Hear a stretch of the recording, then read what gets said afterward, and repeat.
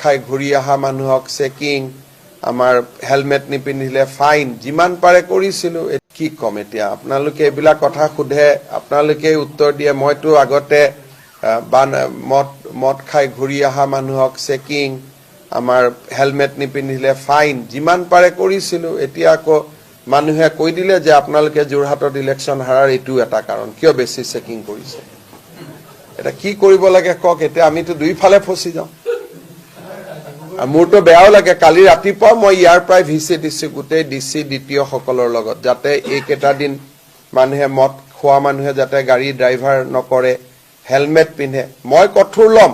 কিন্তু কঠোৰ হোৱাৰ লগে লগে আপোনালোকৰ ফালৰ পৰা আকৌ পৰ্টেলত নিউজ অহা আৰম্ভ হৈ যায় ৱাইন শ্বপৰ লাইচেঞ্চ বাঢ়া আৰু কমাৰ লগত মদৰ প্ৰচলনৰ কথা নাই এখন ৱাইন শ্বপ থাকিলে তাৰ বিক্ৰী বাঢ়িব 10খন ৱাইন শ্বপ হলে সেই বিক্ৰীটোৱে 10 ভাগত যাব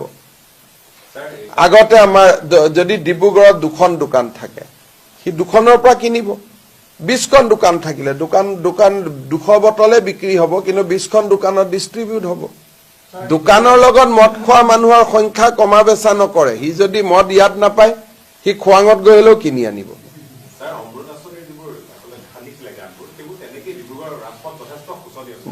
চক আমাৰ ফালৰ পৰা কোনো অসুবিধা নাই আপোনালোকে বিধায়কৰ লগত কথা পাতক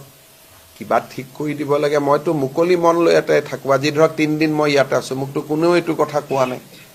কোনবাই ক'লে বোলে এইকেইটা ৰাস্তা গাঁতকেইটা মাৰি দিব লাগে মোক 5 কোটি টকা দিয়ক মই ইয়াতেই বহি চেংচন কৰি দিওঁ এটা মইতো আপোনাৰ আগলৈকে প্ৰায় 300 মানুহ লগ পালো কোনো এজনেওতো এইটো পইণ্ট আনা নাই হিমন্ত বিশ্ব শৰ্মা ডাঙৰীয়াদেৱে অসমখনৰ কাৰণে বহুতেই কাম কৰিছে কিন্তু সেইখিনিও মানুহে কৰা নাই বুলিহে কয় মদ হওক গাড়ীৰ হেলমেট পিন্ধা হওক বাইক চলোৱা হওক সকলোখিনি কিবা এটা নহয় কিবা এটা দুখ উলিয়াই দুখিবলৈ দোষাৰোপ কৰিবলৈ চেষ্টা কৰে হিমন্ত বিশ্ব শৰ্মা ডাঙৰীয়াদেৱক নহয় জানো বাৰু বন্ধু বান্ধৱীসকল ভিডিঅ'টো চাই কেনে পাৰে কমেণ্টত জনাব লগতে চেনেলটো ছাবস্ক্ৰাইব কৰি দিবলৈ নাপাহৰিব আহিবলৈকে নতুন নতুন ভিডিঅ'বোৰ পোনপ্ৰথমবাৰৰ বাবে আপোনালোকে পাব ধন্যবাদ